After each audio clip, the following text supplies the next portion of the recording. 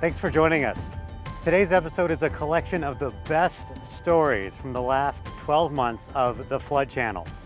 During that time, the Regional Flood Control District has taken big steps to better protect our community from flood risks. That includes the completion of construction projects and exciting technological advances. Construction is underway on a new massive detention basin that's going to help significantly with flooding here on the east side of the valley. Crews are hard at work moving dirt and laying the foundation for a new detention basin near Owens Avenue and Los Feliz Boulevard. When completed, the basin will serve as a critical barrier against floodwaters rushing down from Frenchman Mountain, protecting nearby homes and businesses. The streets will have less flows going in, impacting the homes. There will be less flooding locally and going into ditches, and then so that will protect the houses and the homes with the construction of this facility. Detention basins operate much like bathtubs. Stormwater collects in the basin where it's held and then released gradually. This process protects homes, schools, and businesses downstream from flooding. Detention basin and channels or storm drains play a big role in protecting the people of Las Vegas, both the citizens and the visitors alike, from impacts of flooding. These facilities help move stormwater and urban water runoff safely through our communities. We work closely with Flood. It's a great relationship with them. We're community members together and making sure these projects are completed. And then, we're really the highlight for the nation as far as flood control systems, how they're not only funded but constructed and then planned. This basin is named after Jim McGoy, a former Nevada State Assemblyman. Following several flood-related deaths in the 1980s, McGoy sponsored legislation that laid the foundation for the Regional Flood Control District. Flood control facilities are the silent protectors. You don't see them because they're underground. You don't see them above the hills, but they are there. Hidden under the streets and roadways of Clark County are giant concrete boxes that carry floodwater right beneath our feet and deliver it to Lake Mead. Go with us as we learn how those boxes are manufactured.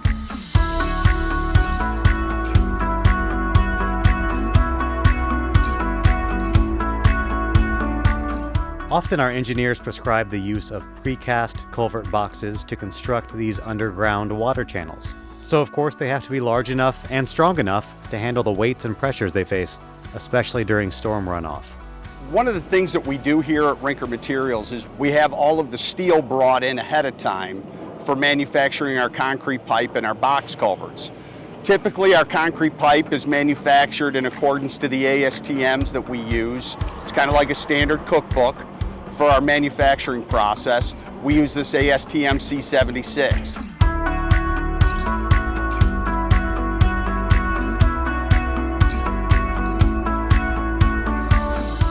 They look like giant Legos. What goes into making them is carefully formulated and controlled. What happens is, depending on the amount of load that box culvert is going to see, will depend on the amount of steel that's actually put into it. So the steel that you're looking at is a welded wire fabric.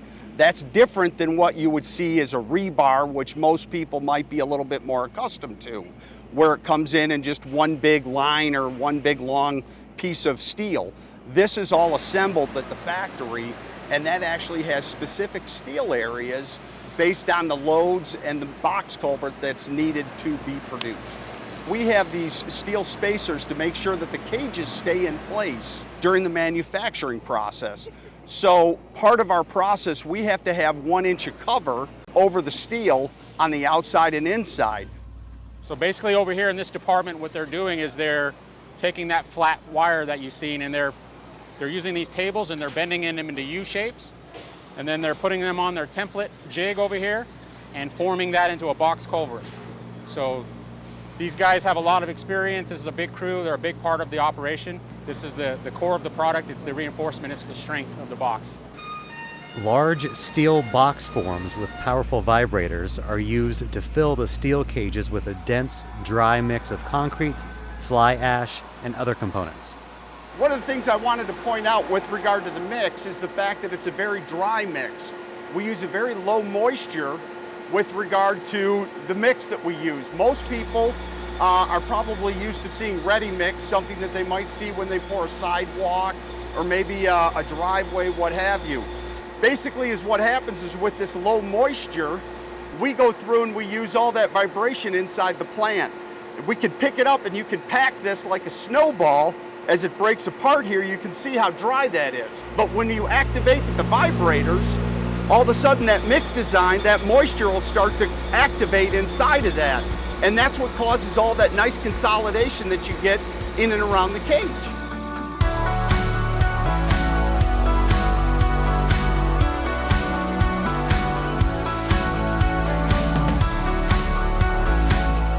Reinforced concrete box, RCB, is basically a concrete box that's used to convey floodwaters.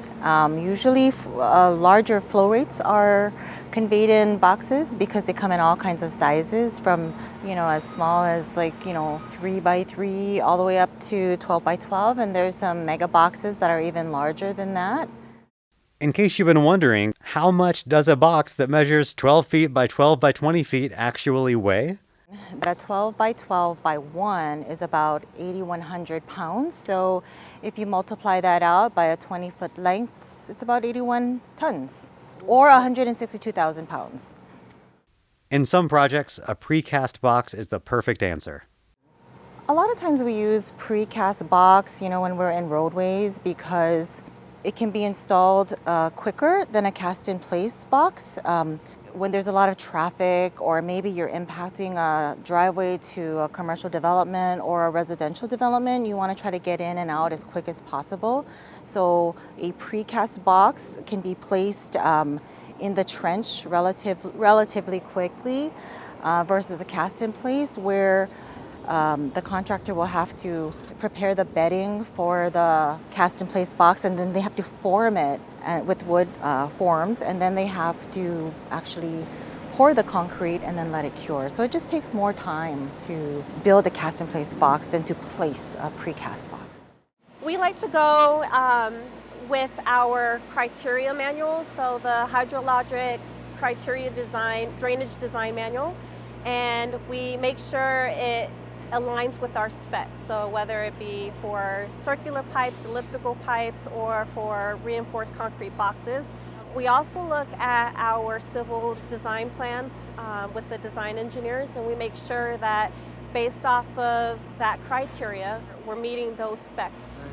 In every project, planning, design, and engineering determines how the final construction will fit into the regional flood system. What methods do you use to ensure that our products are meeting the specs and standards? A lot of work goes into it here, specifically and locally in a controlled environment with the raw materials, the steel, they're all going into it. We're a part of the American Concrete Pipe Association, which is a program called QCAST, which requires us to be audited annually. We score amongst the highest plants in the United States with that audit annually.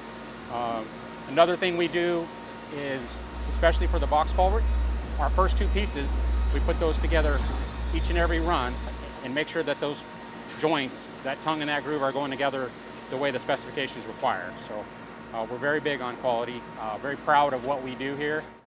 Even the contents of the floodwaters are considered during the design phase. If the water is dirty, if it has sediment, if it has trash that's traveling, we also look at that in a scour analysis. That also helps us determine, according to our drainage design manual, if we need a certain strength of the concrete, the slope of the invert, or the slope of the bottom of the reinforced concrete pipe or reinforced concrete box. In our desert, storms are infrequent, but they can be furious. Just because we're in the desert, it doesn't mean it doesn't rain or flood. We are at the lowest point of the valley, and so that's what we really typically try to design and build for, is for those flood events. Construction of the regional flood system beneath Clark County surface streets is no small feat. From precision design and engineering to carefully crafted channels and basins, it's a coordinated effort to keep floodwaters moving safely. Teamwork and expertise at Rinker Materials help ensure these structures are built to last. So the next time you see a storm drain, you'll know it's more than just concrete. It's the magic of engineering. It's a vital part of protecting people and property from the damage and destruction of desert floods. Students in Clark County are well informed about the dangers of floodwater. The Clark County Regional Flood Control District helps by presenting a classroom outreach program. The Regional Flood Control District is committed to sharing the importance of flood safety with Nevadans of all ages. A big way we do that is through our school outreach program, where we present to schools all around the valley about the importance of flood safety. Today, we're here to share with students at Durfelt Elementary. We brought our handy flood demonstration table to help drive the point home, and you'll be surprised to see just how quickly they catch on.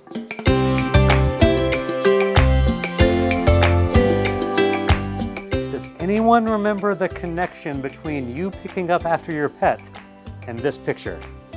When you leave trash or pet waste on the ground, when we get rain, that water sweeps the nasty stuff into storm drains and channels where it can cause blockages like this. My name is Galen Hales, and I've taught for 36 years. I've been at Durfelt for at least 30 years. The favorite thing I think is the kids see that aha when it comes in. When they think of flash floods, they have no idea what that means. A lot of them didn't grow up here and aren't familiar with it, and they just think it's fun to play in the water.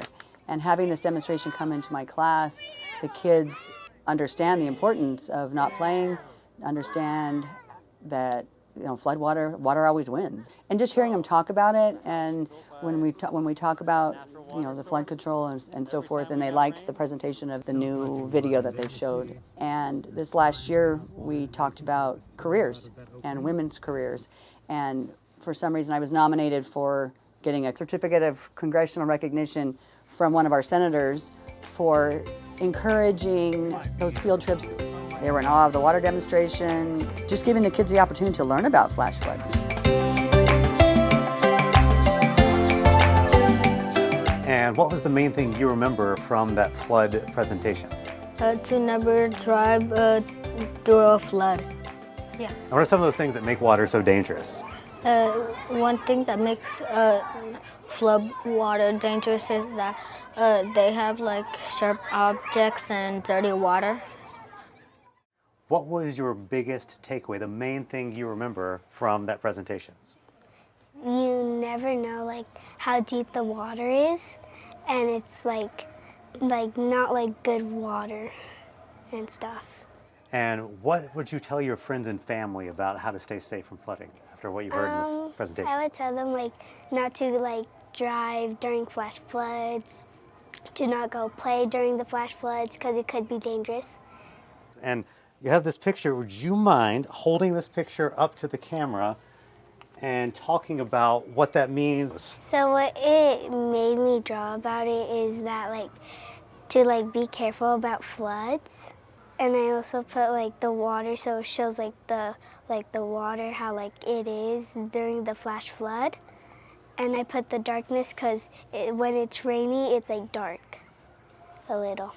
And there's someone in the water. Is that what I see right there? Uh-huh. It's the skeleton, Danger. Is that Danger hanging out down there in the storm drain? Well, that's awesome. Thank you for making that and for showing that. But it resonates with them that water always wins. So the kids make connections to that water always wins, no matter how big your dad's truck is or so forth. Can anyone raise their hand and tell me one of the 3 Ds of flood safety? Don't drive in flood water. Exactly right. Don't drive is one. What's another? Flash flood water is dirt. He's got a good resonance with the kids and knows, he's not just in here being robotic. He's in here teaching the kids and makes it fun and jokes kind of with them and so forth. And so, the house you built by that natural water source, every time we got rain, your house would flood. If that's your home, you got water in your kitchen and your living room and your front yard every single time it rains. And the kids were like, wow, I mean, seeing it live in action, they really liked the video too, but the demonstration of the hands-on demonstration was I think, a highlight for most of my kids. So thank you for helping make this a success, and thank you, Mrs. Hales, for having us back. If your school, business, or organization is interested in teaching flood science and safety, call our office to schedule an outreach specialist. During this year's projects, a key flood channel connector was completed. It's the Gowan Outfall Alexander Road Decatur to Simmons project, and it could not have been accomplished without wonderful neighborhood and school district support. There's good news for residents who live near Cheyenne High School in the Northwest Valley. Homes and businesses there are now better protected against flooding thanks to one of the Regional Flood Control District's latest construction projects that captures stormwater and diverts it underground.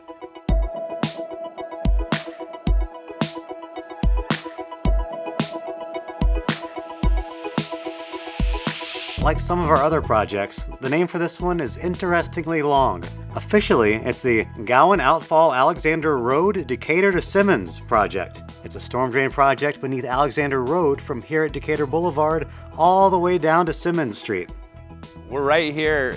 All around here is a lot of residential. We have rec center, there's schools, and so just right in the middle here, City of Las Vegas boundary is actually at Decatur. So we've got the City of Las Vegas, and then once we cross the intersection on the other side, it's North Las Vegas. And so typical of many projects, it's a developed area, residential, commercial, we've got a little bit of everything. But the idea with this project and a lot of our projects is to protect residences, property, people from flooding. But the project presented some challenges. The first was a familiar one, weather. Over the nearly 2-year-long project, crews had to keep an eye on the sky. That was to make sure construction efforts weren't hampered by storms dumping excessive amounts of water into the incomplete drainage structures. As best we can, we try to prepare for that, and so they're able to kind of take some of their equipment out of the trench, or sometimes there's some sandbags or other things that they can divert some water. With any storm, the water does what it naturally does, finds the lowest level moving downhill. It also means that lots of sediment, trash, and foreign objects are washed into the construction site. And so there's some cleanup and work, but generally these guys do a fantastic job. They're able to clean up pretty quickly after, and within hours or a day or so, they're able to just be right back where they were once it dries out. Other challenges that came up during this project include dealing with existing utilities and unstable soil types that were hidden underground. Crews had to find creative solutions. Specifically, there were many water and sewer lines that had to be protected or avoided. The storm drain on this project gets as big as 24 feet wide by 7 feet high. That's big enough to drive 2 trucks through side by side. That's really big. The biggest kind of complication was there's a large water line, a 36-inch, pretty significant size water line from Allen all the way down to Simmons. And so before the project could even get going with the storm drain, we had to relocate that large storm drain and basically shift it about 10 or 15 feet south and redo that whole water line before we could start on the storm drain. And then another challenge we had as we got up near the end of the project, when we were digging and opening up those trenches, there were certain parts of the underground soil and material that were unstable. And so the trench would open up, and we envisioned doing if it was a 10-foot wide or a 20-foot wide trench, all of a sudden it's starting to get wider and wider because the material's just kind of sloughing off. And so we have to redo those trenches, stabilize them, and make it so it's stable for construction. Things got worse. The nation's supply chain system became a significant problem. The type of required waterline pipe was not available. So the actual start of the project was completely dependent on when we could get that pipe. It turned out to be 6 months later than expected. And this project also created a unique opportunity for the construction stakeholder team to partner with nearby community members. It just so happens that the downstream starting point of this project at Alexander and Simmons is the same corner where Cheyenne High School is. And when we were looking at starting construction, our construction started in August, I believe, or at least that portion of when we were going to start building that storm drain right in front of the school. So we knew that literally the first day of school was going to be one of our most active construction zones right there at the downstream end. Addressing this need required a widespread outreach effort by the contractor, the district, the City of Las Vegas, and Cheyenne High School.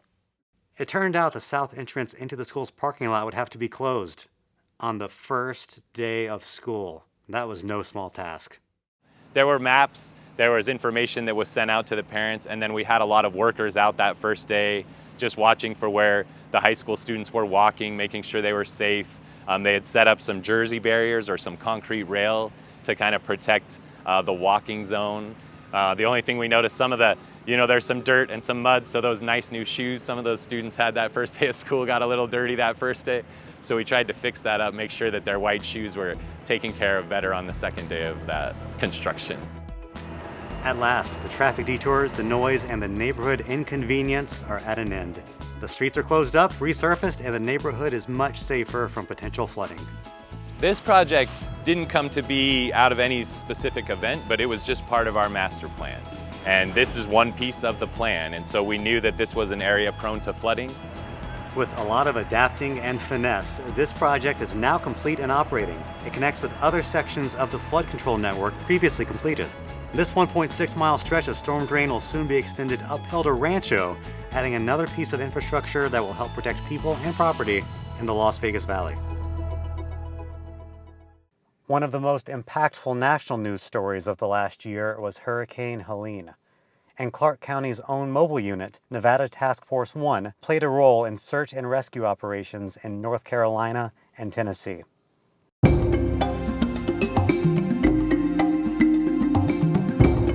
This is Nevada Task Force 1, sponsored by Clark County Fire Department. Every task force, all 28 task force teams in the United States have to have a sponsoring agency. We've been in Southern Nevada since the early 90s.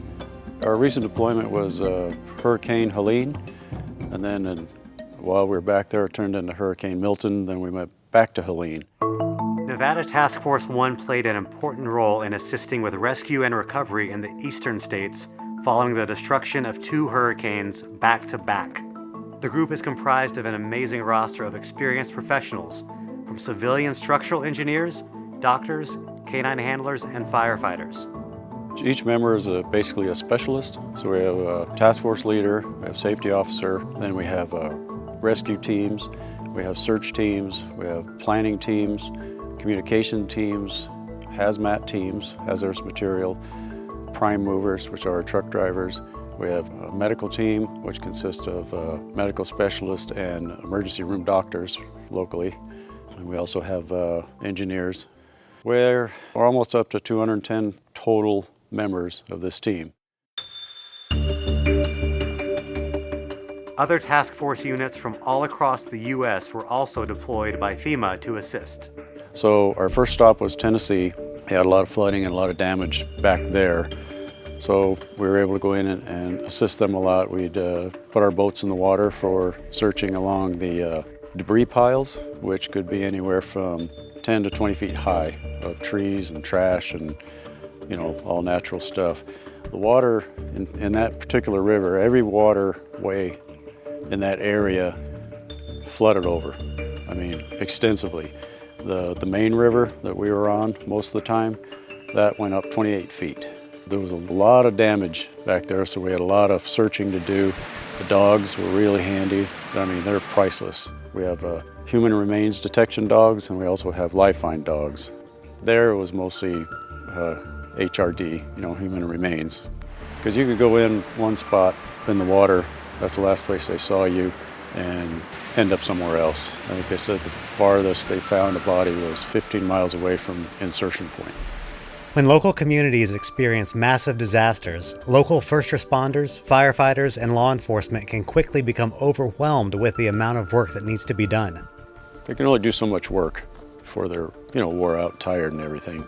And plus they have to watch over their communities as well, because they're mostly firefighters and first responders, law enforcement and everything. So they've still got to take care of their cities and still do this other work too, the rescue work. So that's where we come in and we can supplement everything they do. After their work in Tennessee, the task force was diverted to Tampa, Florida, because Hurricane Milton had moved across the state. Right in the midst of Helene, when we were working up there, Milton was off to the east, stirring up off the coast in the Gulf, and then it came across and hit Florida. We weren't in Florida when it hit. We were staged back a little bit, and then once it went through, then we went into Tampa and stayed at the Florida State Fairgrounds, which was damaged. They had a lot of wind and rain damage, but no power or anything. Like I said, we're self-sufficient. We bring our own power, we bring our own food, water, the whole shot. detailed preparation is key to the team's high level of readiness. This last one I got called at 3:30. They send out an alert, get ready just in case. So, bring in a few people, we get ready, and then there's an activation, which means you have 4 hours to get out the door. Get all your stuff packed up and get out the door, be on the road. Frank has firsthand experience with the dangers of floodwater. It's a strange feeling when you're taking your boat through this water and then you see a street sign that's sticking up this far, So just to know that there's, a street down there about 6-7 feet. You never know what's under there, for one. The current, people don't realize the strength of water in a current. Well, I couldn't tell you off the top of my head how many pounds of pressure each mile an hour of water puts on a body. But if you don't know what you're doing, even if you do know what you're doing, it's very dangerous to get in the water. That is a very, very, very last resort for us to get in the water at all. But, people are swept away all the time. And if you notice, like here, you've seen in the flood channels, all the trash, shopping carts, big pieces of wood and everything, that floats down underneath and you don't see that. And then that creates what's called a strainer, which is a hole like trash, trees and everything in the over the bridges. They clog up that opening. That's where you get stuck and you can't get out. There was several years ago the Jeep that overturned in the flood channel during the rain, and the guy was still in it. So he was dangling upside down there, and the guys went in to help. His best advice for Clark County drivers is to always turn around. Floodwaters are dangerous. And water doesn't care. It doesn't care. It just goes. It does what it does. And if you decide to go in it, then you're at the mercy of the water, plain and simple. Flash floods in the desert can occur any time of the year. The damage can be devastating. Here is rare video footage of floods that occurred before strong flood control measures were instituted in Clark County. Here in the desert Southwest, rain is infrequent but fierce. The sudden fury of a flash flood can be unexpected and devastating. The local history of this unpredictable force is a story of challenge, change, and resilience.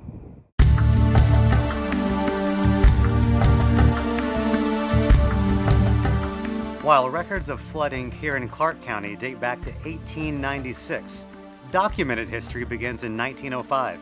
That year, a storm on July 15th made its appearance, drenching the desert. Early floods weren't just local inconveniences. A storm in March 1906 caused significant washouts, including a 300-foot washout near St. George and numerous washouts near the town of Caliente. The temporary railroad through Meadow Valley Wash was also damaged by floods.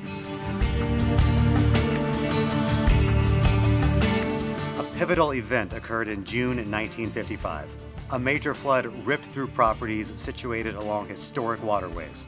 Damage in the city of Las Vegas surpassed $3 million, affecting private residents. You can see the water starting to come down Bonneville and the water starting to come down Garces. And thinking, wow, this is pretty exciting. And then it started flooding onto the interior of 9th Street. And I remember it came up over the curb and covered about 3/4 of our front yard. But then it went through our driveway and back to our garage we had in the back and kind of flooded our garage in the back and flooded out to the alley. So when Bonneville or Clark or Lewis went down to 15th Street, those streets dead-ended right at 15th. And there were houses facing up Lewis, facing up Clark, facing up Bonneville. And here comes the water. And they had no defense. Basically, that water would open your front door, open your back door, and let the water run right through your house. Some accounts from the past highlight the novelty, or even what seemed like fun, in floodwater. It was very disastrous for those folks. But for a 12-year-old kid, the guys in the neighborhood, man, we thought that was great fun riding the swamp cooler pads down the hill in this rushing, flooding, muddy, sticky water.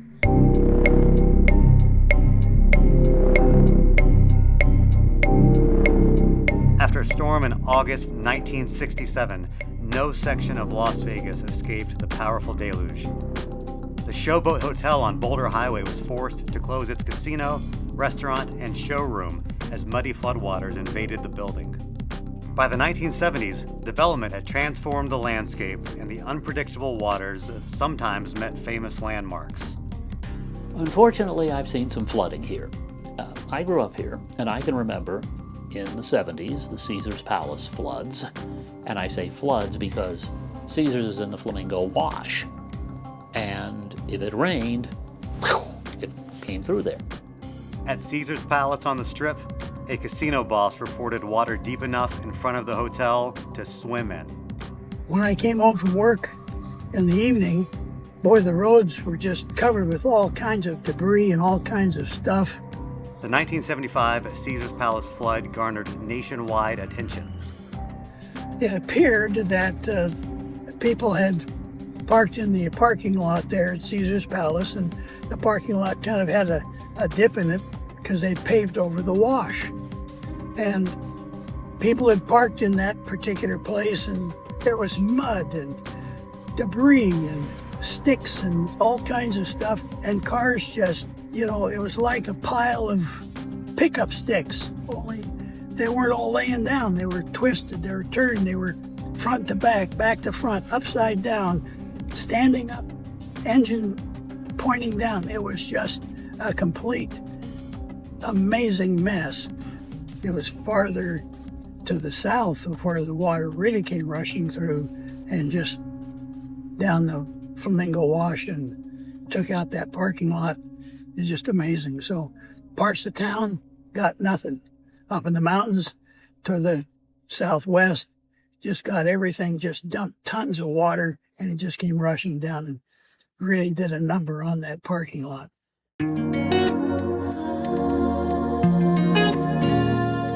The summer of 1984 saw 7 massive storms hit central Clark County, causing over $9 million in public property damage and loss of life. I was here at the time of the 1984 floods when several people were killed, including someone who'd gone to my high school. Unlike riverine flooding, which can take days or weeks to build, desert flash floods hit fast. They often come from high-intensity thunderstorms concentrated over specific areas. We live in a valley with a lot of washes, with limited rainfall, with most of the rainfall coming at a certain time of year. For years teaching Nevada or Las Vegas history, I've said we get 5 inches of rain a year, all in one day. And there's some truth to that in a way. And so we aren't immune by any means. Then you add in the ground itself hardens and dries, and it's harder for it to absorb. The roads themselves make it harder to absorb. Here, a flash flood, it's often over in a flash. And then it's just a matter of picking up the pieces. The extreme risks to life and property had to be addressed. There are people who die in these things or are injured. In some cases, they don't know any better. But in certain cases, it has hit them when they're out and they can't escape. And then the flooding in the 70s that affected the Strip, where now you've got tourists really aware of it and the world seeing it. In '84, the floods lead to what we now have. That is a turning point, not because it was the worst, though it was pretty bad, but because it led to action. The repeated devastation, particularly the severe floods of 1983 and 1984, spurred action, leading to the creation of the Clark County Regional Flood Control District. We have a new assemblyman, Jim McGoy, who says we have to do something. And he and Woodbury are very important for developing, if you will, the will to do it. And you have McGoy, who's a Republican, talking about needing to raise taxes. You have Woodbury, a Republican, talking about needing to raise taxes. It's not a partisan statement to say that no politician really wants to talk about tax increases for everybody, but you really don't want to if you're a Republican. And these guys saw the need. And this leads to the Regional Flood Control District. It leads to a tax to help fund better flood control. Bruce Woodbury represented Boulder City, part of Henderson, but the outlying areas. And people in Moapa and Overton were really getting hit. There was some serious flooding there. You can go all the way back to the early years of Las Vegas, around 1907, 1910, a couple of floods, the Meadow Valley Wash. And these areas have been hit for a long time. And I think that helped Woodbury's awareness, because I think it may have happened there a little more often.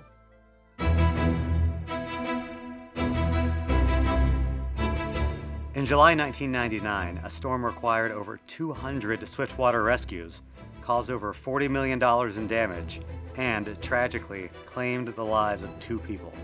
In August 2003, a woman was rescued from her car during a flood event, highlighting that danger can strike even when the storm itself seems to have passed.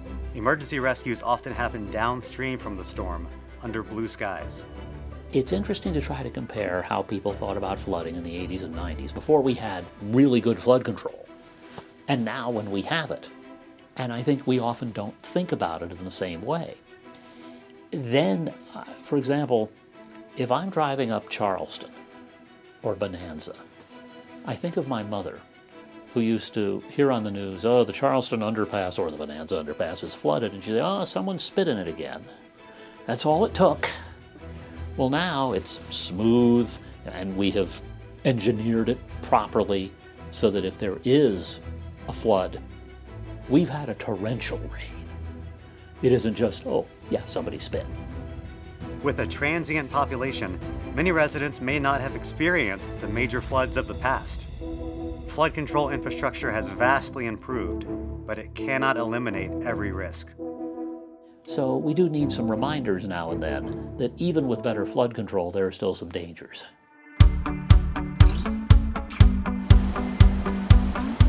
From the early washouts impacting railroads to the dramatic scenes at iconic hotels, the history of flooding in Clark County is a testament to the power of nature. The creation and ongoing work of the Regional Flood Control District, funded by local taxes, represent a significant effort to mitigate these hazards. I think if you didn't grow up in the desert, and you're not used to these monsoonal attacks, for lack of a better term, then you may not grasp why we need this particular flood control. And if you're from a rural area, oh, it's watering the crops. But as history shows, and experts remind us, staying vigilant and respecting the power of water remains crucial in our ever-growing corner of the desert. Never seen anything like it. I hope to never see anything like it again. The science of meteorology is always evolving. Yet one of the most efficient ways to gather data to predict storms has been in use for a long time. The National Weather Service office in Las Vegas launches weather balloons on a daily basis. What if we could accurately predict a monsoonal storm? Or a tornado? Or a flood right in your neighborhood?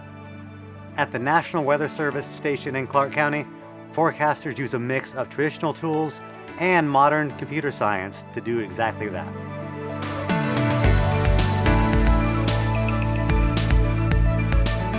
Certainly we're the most busy flood-wise during the summer monsoon, which usually kicks in, July and then goes through about September.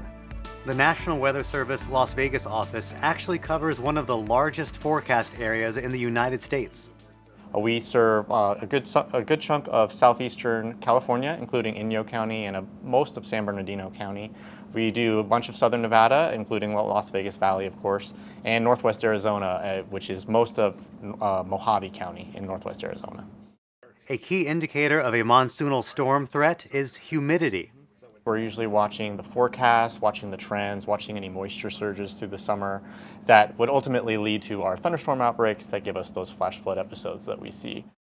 The Regional Flood Control District's network of rain gauges throughout Clark County is vitally important for identifying flooding threats. Weather Service forecasters rely on collected weather data and computer models to get ahead of monsoonal storms. One of the first things we're watching ahead of a weather event would be we're watching our computer models. They're looking for signals that indicate rapidly increasing moisture in the air over southern Nevada. And we'll rely heavily on our forecast model data, which comes from our computer models, as well as our upper air data, which we sample through the weather balloon, which help us predict the coverage and intensity of those storms that form. A balloon might seem almost outdated in modern times. The weather balloon is really critical because it actually takes a full vertical sample of the atmosphere above us and gives us a lot of key information, like the amount of moisture that's in the atmosphere, the type of wind shear that's present, and all of that data ultimately gets ingested into our computer models. Because balloons are launched very near the flight pattern at Harry Reid International Airport, forecasters check in with the control tower before launch to get clearance. This is a large latex balloon, and it's filled with helium. And actually, it goes up about 10 miles or so up into the atmosphere. Eventually, it explodes kind of up high in the atmosphere, and it's all biodegradable, so the latex pretty much just disintegrates aloft. And then there's actually a parachute, the orange parachute there, takes the remaining radiosonde, as we call it, this piece of equipment that transmits the weather data back to us, and it floats safely back to Earth. It's possible to find weather balloon instruments after they land in the desert throughout Clark County. Yeah, we get them at random places sometimes, and they can actually sometimes be recalibrated and we can use them again. Data gathered from the balloons helps forecasters analyze moisture, temperature, wind speed, and direction. It can really help us be more effective at anticipating flash flood threats. Incoming weather data can be tracked live inside the weather station. It's already at an altitude high enough that it's minus 13 C, so it's pretty chilly where it's at. 58% relative humidity, its current wind speed, it's sampling that, wind directions. The balloon rises through a 10-mile high column of air to make its measurements. After about 90 minutes, its work is done.